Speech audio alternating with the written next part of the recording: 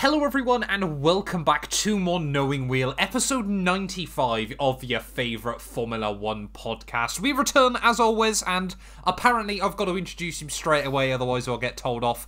As always, Jamie183 is with me. How are we doing, mate? I'm good. I'm very pleased that I got an introduction before Pascal Wehrlein this week, so we're on the up and it's all going well. Well, Jamie, I've got exciting news for you. We're going to be welcoming a special guest today.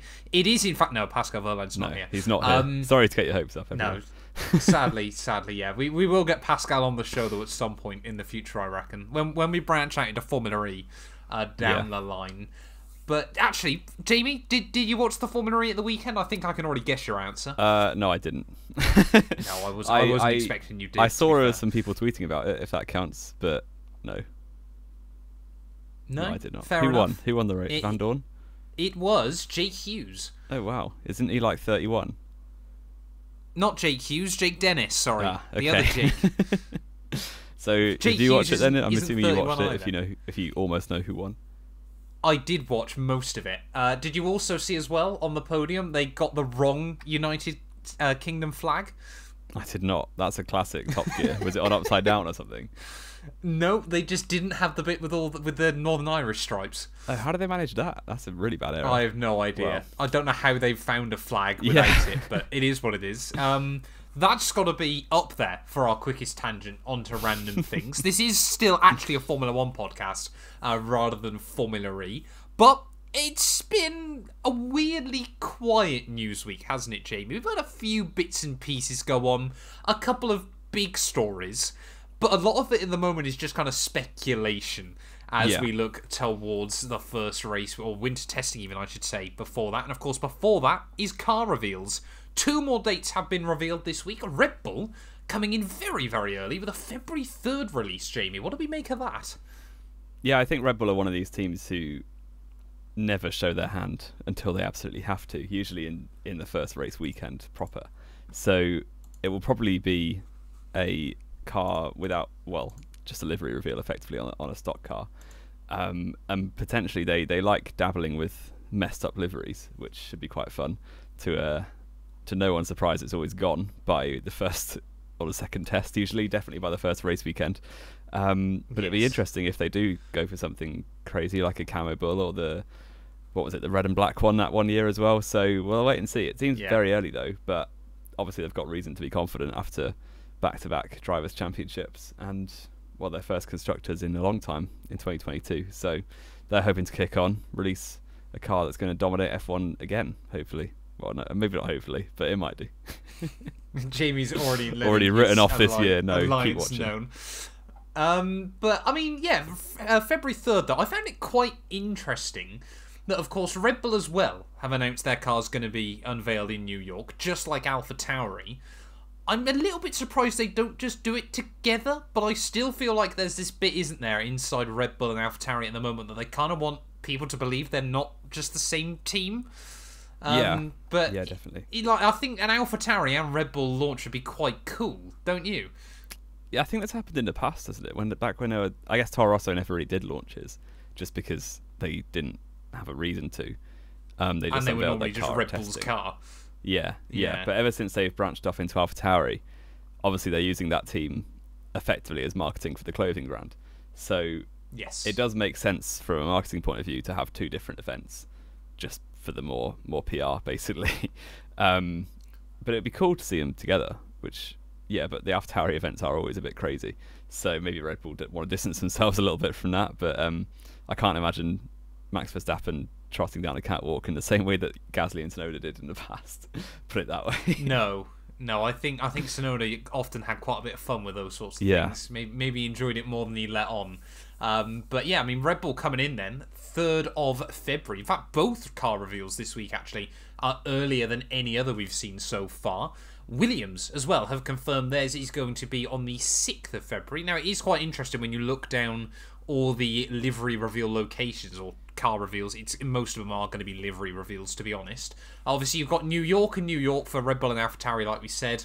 McLaren, of course, are going to be launching at the MTC. Mercedes and Aston Martin are both launching at Silverstone. Alpine is in London. Ferrari is yet to be confirmed.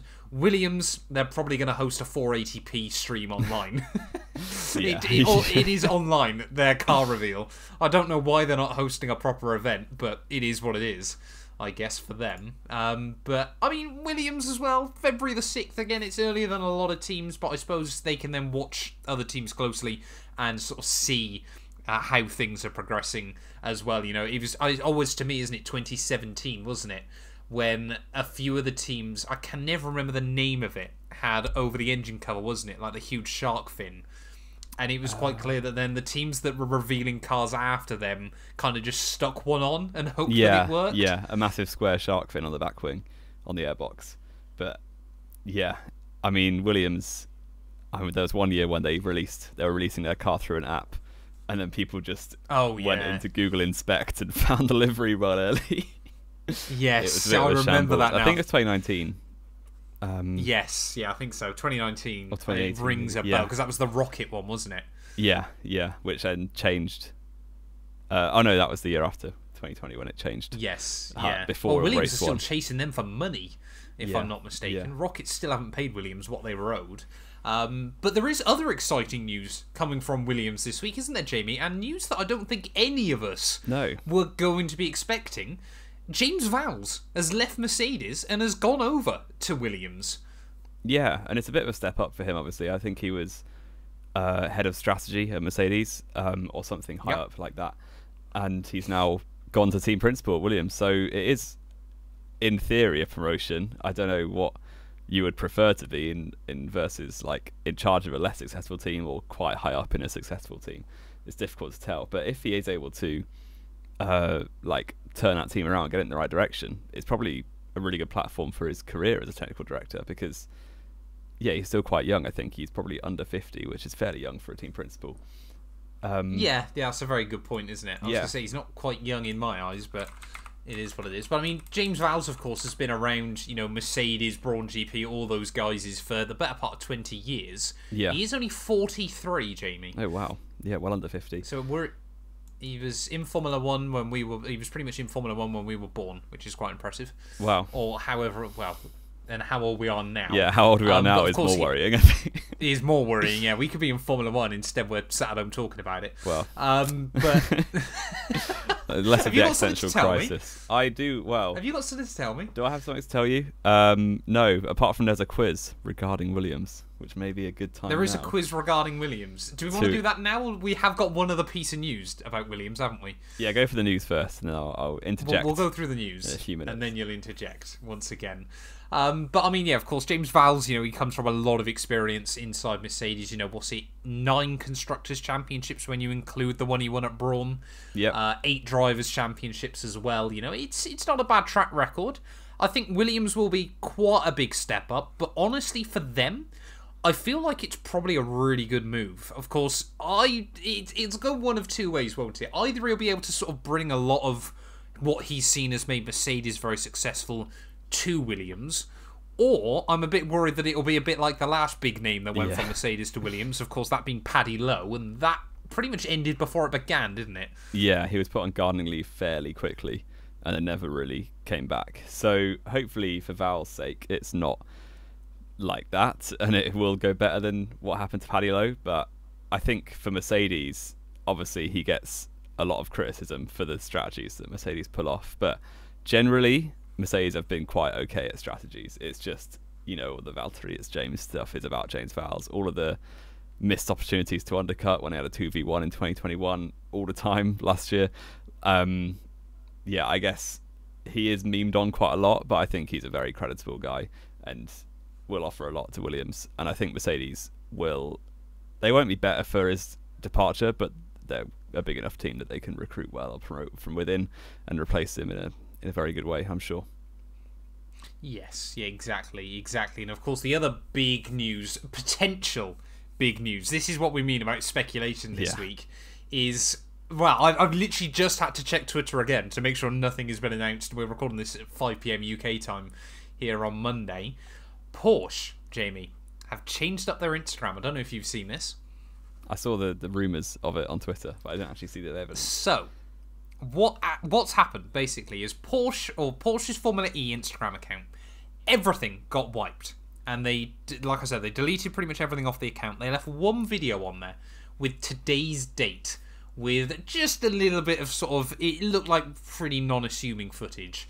Someone on Reddit has gone through that footage frame by frame. Of course they have. And they think, I mean, it was always going to be someone on Reddit. Yeah. They think they have found a frame that, I will give them credit where it's due, closely resembles the silhouette of Frank Williams. Right. So, are we Conspiracy going to see City. Porsche Williams? What I did see was Williams put out a statement, didn't they, of like basically saying it's not, like, they basically denied it, but said if they want to, we're open, basically. Which, so yeah, it's a bit weird. It's kind of like there wasn't really much rumblings. Like, it was a very, very minor piece of conspiracy off Reddit. So F1 teams are very within their right to just ignore it and move on if they wanted to. Williams have clearly drawn attention to it when it didn't really need to, which makes me think there may be some truth to it. This is what I was going to say. Williams were quite clever with the wording of that statement. All they said was Williams was not up for sale. Never did they mention they won't sort out an engine deal. Yeah. Never did they mention they won't take on big sponsors. And never did they say part of the team wasn't for sale. And of course, you know, we sort of look back at whether Porsche will still want a deal like they tried to get with Red Bull. You know, 50% stake in the team would not be bad going. And there's even a third wheel to this little love, whatever we're going to call this. Gulf Oil as well have confirmed, obviously, that they. I mean, it was kind of well known anyway that their alliance with McLaren ended at the end of last year. That might mean we see some different McLaren liveries in the future as well. Could we get Porsche, Williams, Gulf Oil? I mean, have you ever seen some of the old Gulf Oil Porsches? They are. I have, yeah. Beautiful, beautiful paint schemes. I would love to see a Formula 1 car that looks like that. You know, again, it was very reminiscent of the McLaren we saw at Monaco 2021. But having, 2021. But having a car that looks like that on the grid every week, I would quite happily take, whether it's at the back or not. And I think, honestly, out of the three, it's probably the best move for Williams.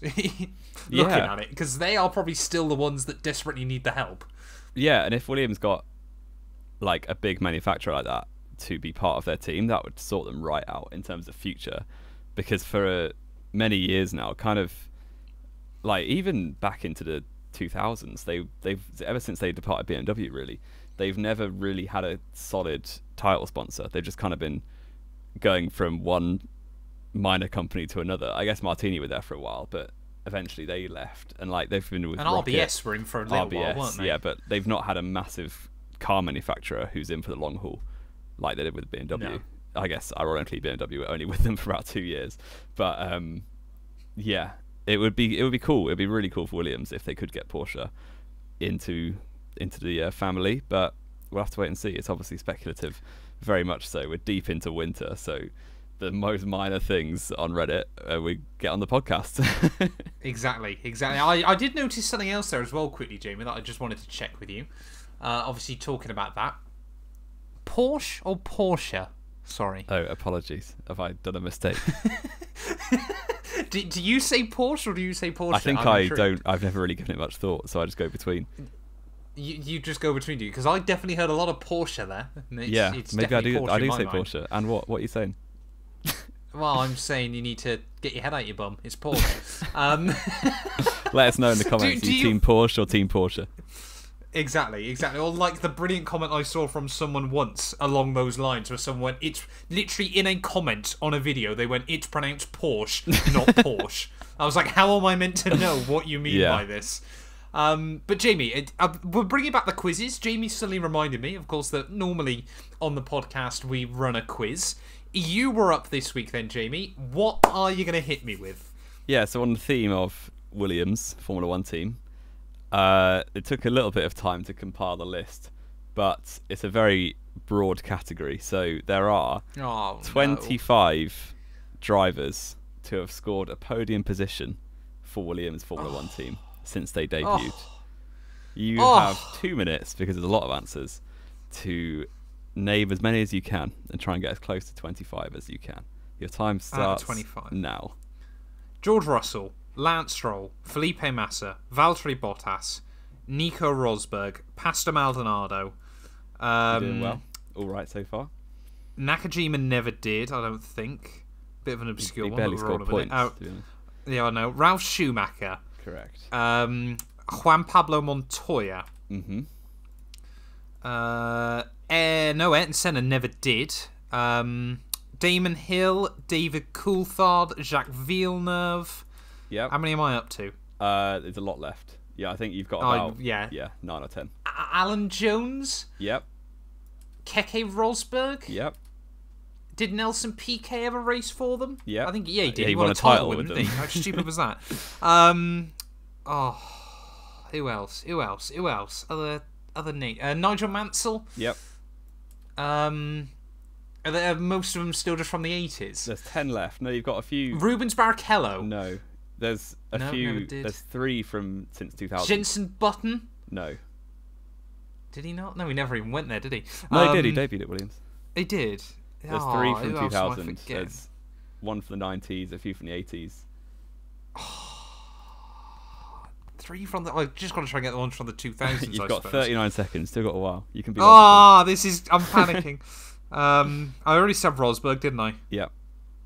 Juan Pablo Montoya, Ralph Schumacher. Who else raced for Williams in the early 2000s? Nick Heidfeld never did he? Yeah, he did. He got a podium for them. Did he? He did get a podium There's one of for them. him. There's one of them. Trying to think of other drivers that raced for Williams. I can just see a lot of mustaches from the 80s. I don't know. You're still missing 1 world champion. Not for Williams. I'm still missing 1 world champion. Oh, that raced for him. Yeah. Oh, the time's up. That was painful. It got painful towards the... I rattled off the first few. I was getting into the swing of things. Yeah, you're doing very well, and then you collapsed. I did. A bit like Williams after every major rule change. Pretty much, yeah. So, yeah, the ones... So you got Alex Wirtz, podium in Lewis Hamilton's first win. It's such a bizarre F1 career. Mark Webber got a podium. Oh, yeah, I forgot about that. Heinz-Harald Frentzen in 98. Oh, of course. Or 7, I believe. Yeah. 98. Alain Prost got a podium for Williams. Apparently. Oh yeah, he won a world title with Williams. Oh, did he? I forgot about that. Yeah, 1993. Oh yeah, of course. I remember that Senna didn't, but I completely forgot Prost the year before. Oh no. Thierry Boutsen, Ricardo I wouldn't have got that. Oh, I should have got that. Carlos Reutemann. Should have got that. Clay Regazzoni. I probably wouldn't have got that. Jacques Lafitte, and that is all of them. Jacques Lafitte. How many did I get then? Oh, I've just deleted. Hang on, let me undo. So you missed 9. So you got 16. 16? That's not bad. I'll take that. What's that? That's 64%. Yeah. I will absolutely take. Well done. That's a 2-2. 2-1. Is that a 2-1, is it, at university? Well I done. get a 2-1 in my University of the History. That's about what I got in my degree, so fair play. There we go. I'm as good at Jamie as his degree, and I didn't know what the question was. Going back to other Formula 1 news then, Jamie, it really has been a bizarrely slow week, hasn't it, for the most part? We're still waiting on Haas and Alfa Romeo for their car reveal launch dates. So that should be quite exciting. Yeah, Haas are usually very early. Well, Haas, I feel like, often announce late but release early. Yeah, they announce it like a day before, and it's like, oh, our car's getting released tomorrow, by the way. And no one really cares, but there we go. And it's usually just an online, like a tweet, basically. They don't do like pretty a show much, or anything. Yeah. And Alfa Romeo is generally really late. So based on previous years. Alfa Romeo kind of got leaked last year, didn't it? Because it was going around Fiorano. Yeah. If I remember correctly. Yeah. But yeah, another thing that happened this week. Exciting times. A bit of drama. It's not actually in the notes, but I've remembered about it. Drama in the sim racing world with yes, Max Verstappen was racing in, what was it, the iRacing 24 Hours of something. No, Jamie, if you're gonna, do you want me just to tell the story? You can do it. You know more than me. So, it was virtual Le Mans this weekend, and I don't know whether you know about this as well, Jamie, but virtual Le Mans, $250,000 prize pool basically is strapped to this race. It means quite a lot for sim racers, for those big teams, everything like that. Now, I think if my counting's correct, they've done 4 of these races now on R Factor, including this weekend. 3 of them have been DDoSed at some point or another. It was only last year's race that didn't. Right. It's just been an absolute disaster. So like you said, Max Verstappen, he's come out saying he's not going to do it again. Completely fair enough. The problem, one of the many problems with it, of course, was they've come out going, it's not fair, it should never have been DDoSed, one streamer must have leaked the IP. You could access the IP address on Steam. It was literally right there. I could literally go on there right now and find the IP address if I wanted. Like, that's just how rFactor 2 servers work. You can just find IP addresses for any server you like. It's pretty much immediately. Ridiculous. But anyway, Verstappen obviously had this... Was it a disconnect for his team? Yes. Well, he had screen freezes first of all, and then a disconnect. So he didn't even bin it himself this year. He got wrecked by the game this time round. And then people have been obviously discussing... I saw Romain Grosjean offered his opinion that it's just like a mechanical opinion DNF. Is strong. Do you know why he said that, Jamie? Well, because he's sponsored, isn't he? Or he's got an esports team. He's paid fat paychecks by Motorsport Game to be a brand ambassador. Yeah. So, of course, he's going to back them up. I mean, I don't know how much else about... I mean, you've set me off on the rant now, Jamie, about Motorsport Games. It's a nightmare. Honestly, it's an absolute nightmare. They've bought out so many licenses. We were meant to be getting an IndyCar game and a NASCAR game this year. Both of them have been scrapped. We're meant to get a British touring car game at some point. There's no sign of that coming anytime soon. They've just lobbed the cars into rFactor, so no one that ever wants to use it on console gets a chance. Basically, what they've done is they've gone round paying off motorsport companies to buy out exclusivity deals and then can't build a game around them. They're just absolutely pooing on the floor. And it's so frustrating. So frustrating. Yeah, because especially if iRacing your job is could do a decent job. Especially if your job is to make content on F1 games or motorsport games. Well, F1's alright, luckily. Must be pretty it seems like F1 is one of the only places untouched by it. But, Yeah. I mean, I've got a few mates that make NASCAR gameplay videos. And like they've said, like they're basically now not expecting a game in 2023 either. So they're having to play, like, NASCAR games from, like, 5 years ago. Like, imagine if we had to jump back onto F1 20... Actually, I'd love that. Yeah, that'd be F1 great. 2016. We'd be balling. But, like, I mean, if you look at the stock price as well... Oh, for I saw motorsport that. Games, Absolutely so tanked. I'll let you into a secret, Jamie. I actually own stock in Motorsport Games. Oof, that's poor. I bought it a long time ago. I think I spent it was nothing major. I think I spent like 50 quid on it or something like that. And what's it My worth now, about £50 5p? is worth about £5. Nice. I'm down 90% since Decent. I bought it. Their stock price in the last year has gone from $36 down to $3. Nice. And their stock price since they started, which was only midway through 2021, so it's currently at $3.93, Jamie. Can you guess what it started at? Probably about like $3. Nope. Oh, it started high. I don't even know. I don't know how stocks work. They opened share prices, the original share prices that were publicly tradable, $350. What on earth? Imagine Who you bought any of bought them? in at $350. But at the time, they were signing deals left, right, and I centre. suppose, yeah, they were promised a lot. It did didn't go they? above 350 on launch day, I'm pretty certain. I think it peaked out at about 370 on launch day. Fair. Well, that is definitely not stonks. It is so not stonks. Unfortunate for anyone who happens to own shares in motorsport games. I wouldn't know any of Whichever them morons people. buy Yeah, who shares would in do motorsport that? games. Yeah, exactly. I mean, it's just... I feel this is why I'm allowed to be passionate about it, because I'm part of the... Well, I don't want to be associated with the company. I own a share of the company. But it's just an absolute... I don't want to swear. I don't want to swear on the show, but No, it don't is do it. such a disaster. Everything that's going on with it. And I mean, Virtual Le Mans as well, of course. You don't really sim race much anymore, I know. But I mean, we only met each other through sim racing. Like, that's like, we wouldn't be doing this That's why now. I stopped. Exactly, yeah, so you won't meet more morons like me who buy shares in motorsport games. But, like, I mean, that was, nearly 7 years ago now. Like, sim Yes. racing does genuinely bring people together. You create friendships through it. And motorsport games, like, a lot of people will have tuned into Virtual Le Mans this year because they'll have been new into Formula 1 and they thought, I haven't got much else to do over the winter. Formula E, don't know what that is, don't want to watch. I'll watch Max Verstappen tear it around Le Mans. And he obviously, Max, quite rightly, spent a lot of the time just moaning because it completely screwed him. You know, like he said, it wouldn't surprise me because we both know how just ridiculously dedicated he is to sim racing. Whether he pretty much got home from Abu Dhabi at the end of last year, took a few days off and just went straight into practicing for this. Like, he will have spent a good month and a half practicing. And just for it to get taken away through no fault of his own. As well, they were changing the rules as the race went on, so I can't remember which team it was. He's probably quite used to that, isn't he? Well, I'm sure, yeah, sometimes it works for him, sometimes it doesn't.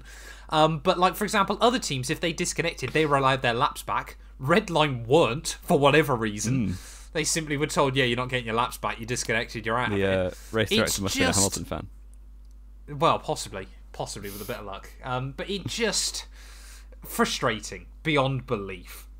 Just everything that went on with it. And it just puts a dampener on sim racing. Motorsport games are simply not good for the community at the moment. They desperately need to work out what's going on, or just... I mean, they're not going to give another company a chance, because, of course, why ever would they? Why would they? Everyone will just flock back to iRacing, and they'll absolutely just wipe the floor with them. I mean, iRacing's not perfect. They get issues with DDoS attacks and things like that in the past, but it's a lot better than R-Factor. And I don't want to say that because I'm not a fan of how dominant iRacing is in the scene either. I want to see more games getting a fair shot at things. Yeah. Well, that was a nice rant. To add to that, appreciate it. I have nothing to add. I haven't played an F1 game in probably about 2.5 years. So let's get you. No, not that long. Get you back Maybe on. not that. I don't know if it's that long. But let's get you back on for a knowing wheel cult career mode on F123, I reckon. F1 2016, then it's a deal. We are so tempted to do an F1 2016 cult career mode. As long as I can use assists and a pad. Okay, that seems fair. Gonna beat you again like I did in China, season 12. Okay, those 2 races you beat me on F1 2016. Anything else though to add, Jamie? I mean, it has been, like we said, such a slow news week this week, but we kind of just wanted to get a podcast out. I mean, we could talk about WTF1, couldn't we? Of course, now that Jamie, I mean, we've got to ask the question, haven't we? Of course, with everything that's gone on with WTF1, how much are we willing to sell the brand Knowing Wheel for? I reckon we settle for no less than £5 million. I think that's probably fair. If anyone's got 5 mil, wants to buy us out, and they wants to buy us out, go and do it. You can have the brand. I would absolutely sell myself for 5 mil. You'll sell yourself for 5 mil. You're going to get some different offers in your DMs, mate. I didn't say that. But there we go. Right, we've named our price for Knowing Wheel as well. But I guess that's going to wrap us up then for this week, Jamie. It's certainly been an interesting show, you know, a bit of change from the norm. But thank you all so much for listening as always. If you have enjoyed, please do make sure you leave a like, get yourself subscribed. And yeah, I guess we'll be back very, very soon then with more Knowing Wheel.